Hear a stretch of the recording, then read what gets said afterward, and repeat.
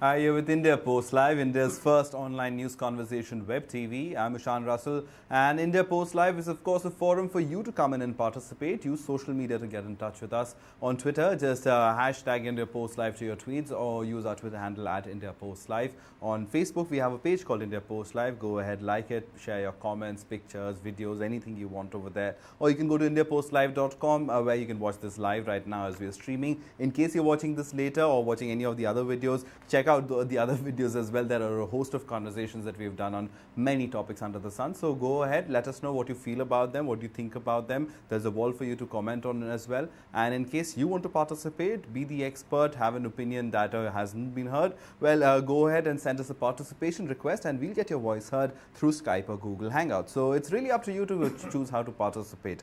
Today, what we're talking about is BJP's Mission 44. What is BJP's Mission 44? Well, the BJP, according to some people, is planning to win at least 44 seats in the Assembly of Jammu and Kashmir. That would give it a majority, a government in Jammu and Kashmir. Some might think it unthinkable, but then can the BJP do the impossible? Well, we've put a little bit of a story together. Take a look at that. Mission 44. This is what the BJP has called its plan for the forthcoming elections in Jammu and Kashmir. The party is still celebrating its incredible victory in the Lok Sabha elections, 3 of the 6 seats in its kitty. And now it is aspiring for even more. The party is targeting 44 seats in the 84-member Jammu and Kashmir Legislative Assembly. If reports are to be believed, the party is so desperate to make it that it is in talks with separatists in Kashmir. Should BJP stoop to this level to win elections? All right, so is this the BJP's electoral strategy? Well, we'll put that question straight to Ejaz Ilmi. He's a leader of the Bharatiya Janata Party. And also, I'll just introduce before you answer, Ejaz, sir, Dr. Ejaz Ilmi. We have with us Asha Khosa. She's a senior journalist, of course, an editor over here at India Post Live, and somebody who's covered Kashmir for a number of years and hails from that region as well. And we're also joined by Sanjeev Singh. He's our consulting editor at India Post Live. And also by Jamil Shaheen. He is a political activist based out of Srinagar. So thank you very much, all of you, for coming in. But Ijasa, is this the BJP strategy, Mission 44? You know, it's giving voice to the aspirations of a large section of society in Jammu and Kashmir, which has basically 3 regions of Jammu, the Valley and Ladakh. So the BJP obviously has a comprehensive strategy, and primarily politics is not only about power but also giving aspirations to the people who desire it. The kind of governance provided by the National Conference and the Congress combined in the last 6 years, it just shows a complete bankruptcy of ideas and the inability to do anything really positive for the large section of society. So any application, because the BJP as a political party is a national party, we have long-term interests in Jammu and Kashmir because it's an integral part of India. So the idea is to try and have a government which we are part of, or have like-minded people who want to do good for the state of Jammu and Kashmir. All right, but Asha, I mean, as our story said, we're talking to separatists. Is this, BJP and separatists are completely on the other sides of the spectrum. So how is this alliance working? Or is there an alliance? Well, they are basically very keen on having number 44, which is impossible right now. If you see the ground situation, well, they can do better in Jammu. Going by the statistics we have received in the Lok Sabha election, the BJP is supposed to do very well in coming elections. We led in 27 segments. Certainly, yes, that's what I'm saying. But in Jammu division, sir. Yes. Yeah, they will do better. And Ladakh also, they can win, I think, 2 seats. They should win out the 4 seats because their MP is very good. He has influence. But that doesn't make them the king, you know. That doesn't give them the absolute numbers to get those 44. Mission 44 is not complete with this strategy. What that interest is, they want to, it's basically a wishful thought that they will intrude into Kashmir and kind of win seats there. At the moment, that looks like, Sheikh Chiliwala story. It doesn't look too good to happen, because they are yet to win the trust of Kashmiri Muslim. In fact, after coming of this government, this Narendra Modi government, there is more mistrust, unfortunately, which has been built up in Kashmir. People are more distrustful of this government. I just know what Asha said, that with Mr. Modi's government and the new BJP government taking office, the mistrust has increased. I would like to counter that, because the BJP during Vajpayee's time, I mean, there was a greater trust the Kashmiris definitely trust anybody else but the Congress and the National Conference, and that they've showed in the last elections. Right. So they are hoping that that we have a situation where we have a government which is more sympathetic to their cause in terms of their aspirations and good governance. I think these are very basic issues, and there are larger political ramifications. But to call, I mean, there is conversation with all kinds of people, but within the democratic framework of the nation, anybody being part of a democratic system, coming out and addressing themselves as politicians and contesting elections and representing forces within the valley, the BJP will talk to such people. All right, but how strong a hold would Sajjad Lone enjoy? I would want to go across to Srinagar to my guest Jameel on that. How strong a role can Sajjad Lone play for the BJP in the valley? Can the BJP really make inroads? Is that a possibility? Sajjad Lone inherited a part of his father's legacy. Now, first you have to see how much influence his father had. So his influence, if at all, was in Kupwara district. Now Sajjad is in Srinagar and he is trying to gain a foothold in Srinagar. But then there he has to divide his father's inheritance he has to share it with his elder brother, who is part of Hurriyat, and then with his sister also, who is also politically very ambitious. So keeping all these things in view, I appreciate his language. He speaks very good English. But politically, so far, we haven't seen any maturity.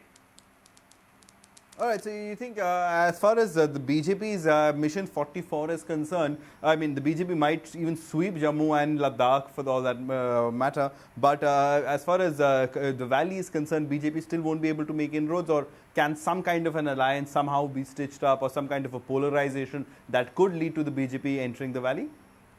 Well, BJP has set its agenda on the day one when the Minister of State in MOS declared that we have started this abrogation of Article 370, something like that. It was only for playing to the galleries in Jammu and Ladakh. So that is their agenda from Jammu and Ladakh. Well, I think from Valley, you can always have some splinters. That's not a big deal. Anything is possible in Kashmir. All right, so this again, what he's referring to probably, it is that little mistrust, and you know, the Kashmiris see Delhi always playing a game in Kashmir. What Jameel referred to as anything is possible in Kashmir, that is generally echoing that sentiment that things are manipulated in Kashmir, which actually doesn't get the center or the Indian government, the actual support of the people. People see Delhi as a game-playing kind of entity set up for Kashmir. all right. No, I mean, I would like to contradict what Asha is saying, given the kind of experience she has about Jammu and Kashmir. But I like to say that ultimately it's your basic aspirations. And yes, I'm very happy that my friend Javed said that from Srinagar, is that Jameel, anything is possible. Well, that's politics. The entire media said Mission 272 was impossible. But the ability of the BJP to make a mission impossible into a possibility on the democratic framework is something that we've shown, and we intend to pursue the interests of the party in Jammu and Ladakh and the valley. And there are enough people who are sick and tired of the National Conference and the Congress Party. The PDP is on the rise, and they're looking for new formations to come up. And I think if it's a broad-based coalition of people who come together to serve the people of Jammu and Kashmir, that's a good idea. All right, Sanjeev, I want to come across to you on this one, because as far as political untouchability is concerned, I think we're well past that, given the BJP's spectacular performance in 2014 in the Lok Sabha election. So can we see BJP's Mission 44 might not be a possibility, or might be a very tough ask? But as far as the other post-poll alliance is concerned, the BJP is still certainly in contention if it can somehow manage to cobble up an alliance or something in that particular state. Sanjeev, we cannot hear you. If you could just check your audio device, please. But we still can't hear you. We'll come back to you, Sanjeev. We'll try to pass that audio through once again. But Asha, I'll put the same question to you. I mean, it might not be Mission 44 might be a tough task, but forming the next government for the BJP or being part of it might not be that tough. Well, you're right, Ishan. Basically, right now the situation in Jammu and Kashmir is that National Conference and PDP, which are basic rivals in Jammu and Kashmir right now, they are not really doing that well as BJP is doing. NC has basically done pretty bad in this elections. I mean, everybody lost elections. Farooq Abdullah is not even thinking of contesting next election, which is a very big thing. So NC is, for the time being, out of race. Let's assume that this PDP, People's Democratic Party of Mehbooba Mufti, they are the main contenders as far as Kashmir is concerned. They are the favorites of people right now, what the opinion polls and general sentiment coming from Kashmir is. Presuming they win all the seats in Kashmir. And BJP is supposed to do well in Jammu and also in Ladakh. So in that case, there is a tie. Who forms the government? Nobody gets an absolute majority. We are seeing a prospect of hung assembly in Jammu and Kashmir. And in that case, who BJP will go with? Will BJP support the PDP? Or BJP will go with whatever splinter, BJP will form the government and be supported by a national conference. I think both the possibilities are open. Both Farooq Abdullah's national conference as well as PDP, they're keeping their options open. If you see, nobody has spoken very harshly against Mr. Modi, even during elections and even past elections. They're all keeping their options open in this coalition era. All right, but I mean, Omar Abdullah has been somebody, Sanjeev, who's been taking on Modi. Sanjeev, can you hear me? All right, we seem to have still don't have that connection with Sanjeev, but Omar Abdullah is somebody who's not shared a very comfortable equation. I mean, he's been the one who during the 2014 election would be really taking on Narendra Modi on a host of issues, and he really became the voice. I mean, it wasn't Rahul Gandhi for the Congress. So in that sense, a post-poll alliance, is everybody okay? Is it a possibility? You speak a different language once you get decimated. Okay. So he was trying to prevent his own decimation, but people in Jammu and Kashmir obviously realize that their aspirations haven't been met, and nobody has squandered such goodwill like Omar Abdullah has in the last 5 years. That's quite a record for itself, and to be actually downsized in such a big manner. And you're talking about the campaign against Mr. Modi and Mr. Omar Abdullah leading it. Definitely, he was in the forefront as a political opponent should be. But somehow the language, the shrillness, and it was bordering on certain factors which are beyond the idiom of politics. So, but don't forget, there's PDP, there's the other forces in the valley only. It's not limited, and it is going to be open season. And ultimately, if democracy prevails and the numbers can come by a single party or a conglomeration of forces, then that's a very good thing, because people like India, they were sick and tired of the 10 years of UPA and they wanted to eject them. Similarly, I think the Kashmiris have made up the mind that Mr. Omar Abdullah and his national conference has to go. All right, I want to go across to Jameel, because Jameel, as far as what Ejaz is talking about, of a larger sentiment as far as the people are concerned, where people perhaps might not vote according to traditional caste or community lines and might vote for a pro-development agenda. So the Modi wave in urban areas was called in the general election. Can something like that happen in the valley, or do you think that it will still be on religion and caste lines? No, actually, if you go by previous experiences, Kashmiris have never voted for religious or caste lines. Ethnic lines definitely. Previously, we used to have Kashmiris, National Conference would represent Kashmiris. It was on ethnic lines, not on religious or caste lines. Because then you had so many Muslims who were not with National Conference, and then you had so many non-Muslims who were with National Conference. But at the same time, the main problem of Omar Abdullah so far is, in fact, the government terribly suffered due to coalition politics. We definitely need a party with 44 plus seats. But it has got to be a strong government in J&K. But the problem is that BJP will never allow it.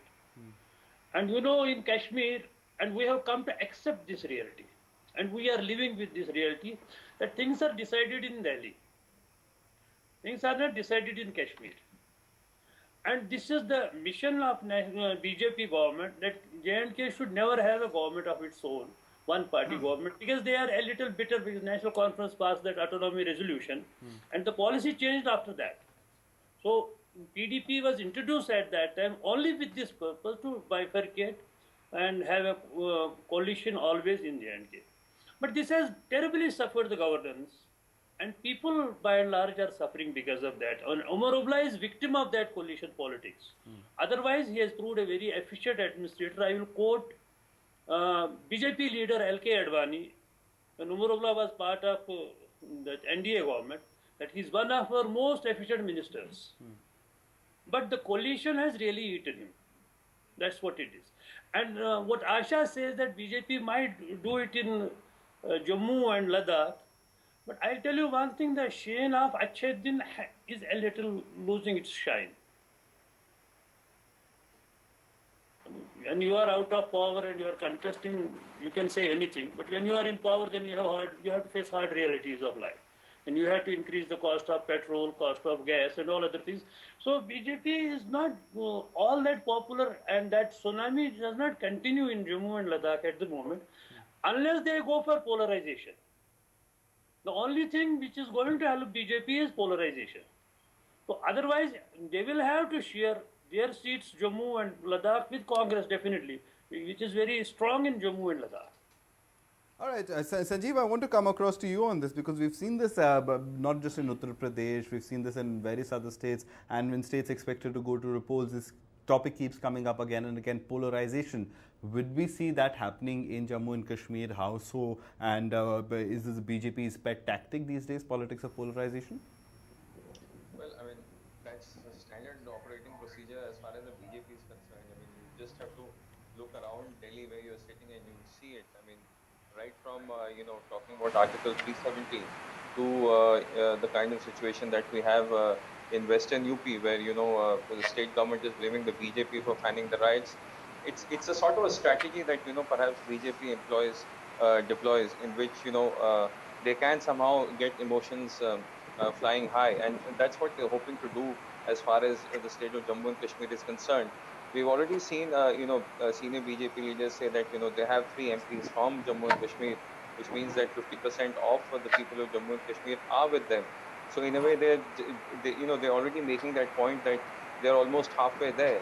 Now, what is required is that where they'll fall short is the fact that they need to have some sort of an alliance or some seats from the valley, so that, they can say that, yeah, they have a pan Jammu and Kashmir presence, which is why they will be open to talking to people, because if they can somehow manage to get some sort of a alliance or coalition going in the valley, then, that's perhaps the best, this will be perhaps the best chance that the BJP ever has to, think of forming government in that state.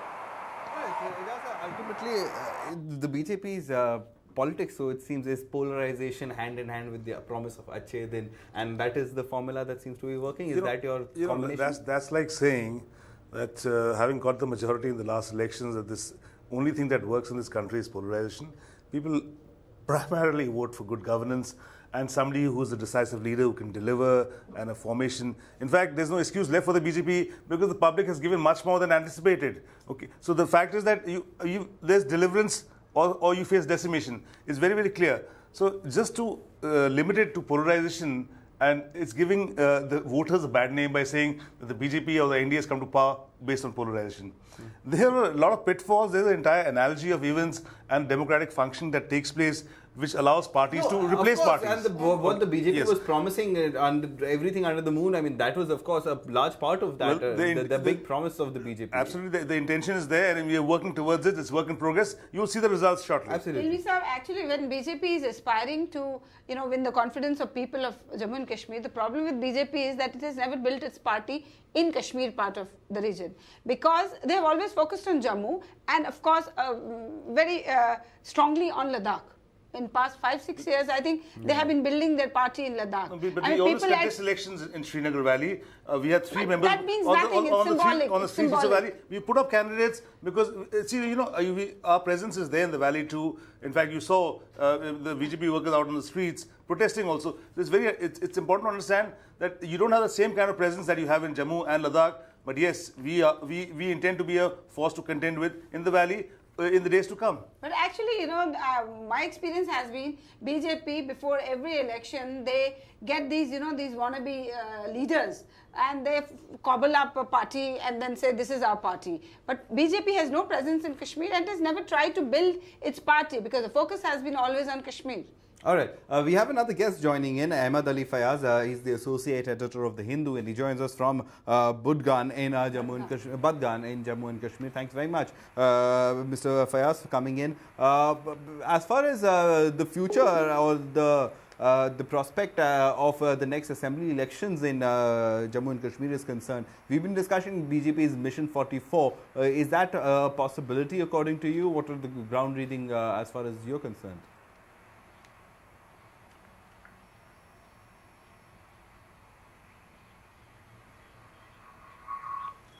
All right, we'll try to re-establish that connection to Budgan again with Ahmed Ali Fayaz. But in the meanwhile, Ejaz, so Mission 44 at any cost or just the promise of Achhe Din, do you think can take it back for you again? Well, Mission 44 is a number that you're giving because it's very evident in an 87-member assembly, you need 44 MLAs to be in power. And it's a term that's been coined by BJP leaders, apparently. That's what newspapers it is aspirational because people spoke that you can't get 272 seats plus. It's a coalition era.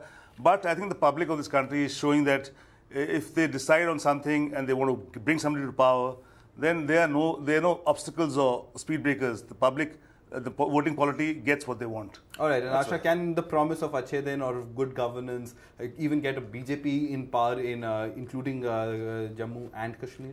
See, BJP has the best chances of coming to power, but in a coalition. If they're hoping that they'll win 44, that is, as Ejaz Saab said, that is aspirational. It's not achievable at the moment. But yes, they have the best chance of leading a coalition government. Having said that, I'll just tell you one thing, you know, BJP and Kashmir have a very interesting relationship. Atal Bihari Vajpayee is one of the most revered, if I may say so, leaders in Kashmir. You know, people loved him then also, but nobody voted for BJP. The problem is that BJP has never tried to look after Kashmir. They have always focused on Jammu.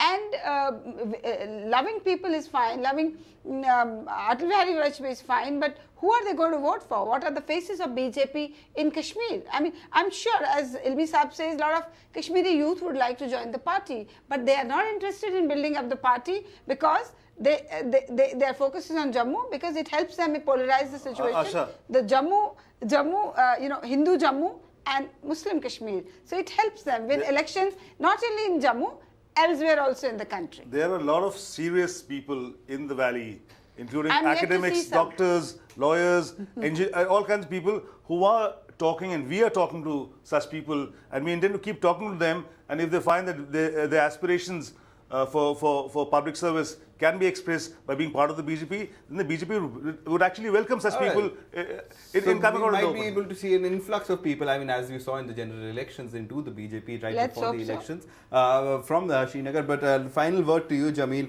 from Srinagar, from the ground, what's your prediction and what do you make of Mission 44? Is it a possibility? I wanted to what I was saying. Atal Bihari Vajpayee was really respected by Kashmiris, and so was Indira Gandhi.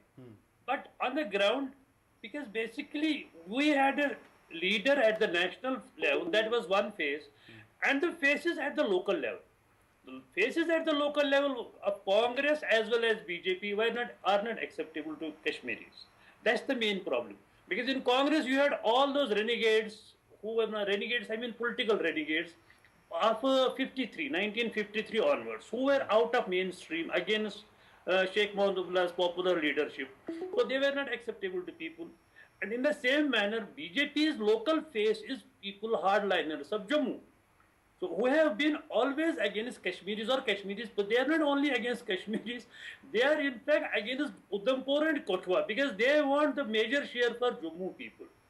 Well, I'll just quote you one example. They were able to delay the construction of railway line from Jammu to Udhampur for 26 years. The Udhampur railway line was inaugurated by Indira Gandhi, late Indira Gandhi, somewhere in very recently completed that track few years back. It took 26 years because Jammu people, they are very economically very conscious people. I don't blame them for that, but the thing is that that is the handicap of BJP in J&K because it's too much Jammu dominated. So, but at the same time, I would just like to add that Kashmir does not need politicians from Delhi, but we need statesmen. It's more important that we ensure maximum participation of Kashmir. J&K will be India winning. Nobody else is going to win. And we should always respect the verdict of the people, irrespective of any manipulations. I don't know if that will be accepted, but at least people should feel like we had in 1977. Yes, try to see the era of 77 to 82, rather 84. Kashmiris were by heart with India. But then who pushed them out? That was 84. The trouble started from 84. You have to accept the people's verdict. Sometimes it may not be in favor of your party, but it will be always in favor of the country. Jamil, but the election of 1987, which reports which was largely rigged against the MUF and other forces, that was also an opening point where the popular mandate and the verdict of the people was denied. That led to an exacerbation of the insurgency in the valley by a large. So yes, the hope though remains then that the mistakes of 30 years ago are not repeated. A little bit. It was the problem started from 84 when an elected government was dethroned undemocratically. All right. Was that 87?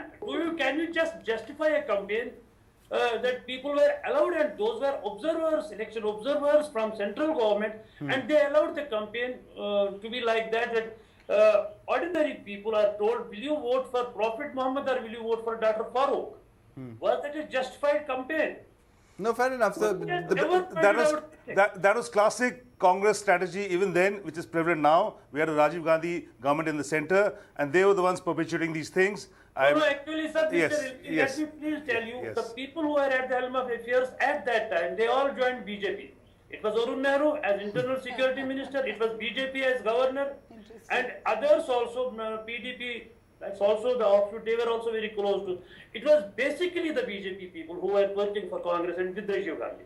All right, so joined BJP. All right, fair enough. As far as history is concerned, history has often taught us lessons that hopefully we've learned and will not be repeating 30 years later. Let's hope that this election, assembly election of Jammu and Kashmir, is an all-inclusive one, where a democracy really wins, where we see enough participation, and where there's often allegation that comes across in that assembly election of manipulation and rigging does not come around this time around. I'd like to wrap this up, but thank you very much, Dr. Ilmi, Asha, and Jamil for joining us, and also Sanjeev Singh and Ahmad Ali Fayaz. Sorry, Fayaz, we'll come back to you next time for your opinion as well. On that note, we'll wrap it up. Thank you so much for all of you for coming in. Well, that's it in a little presentation. Hope you enjoyed it. Thanks so much for watching.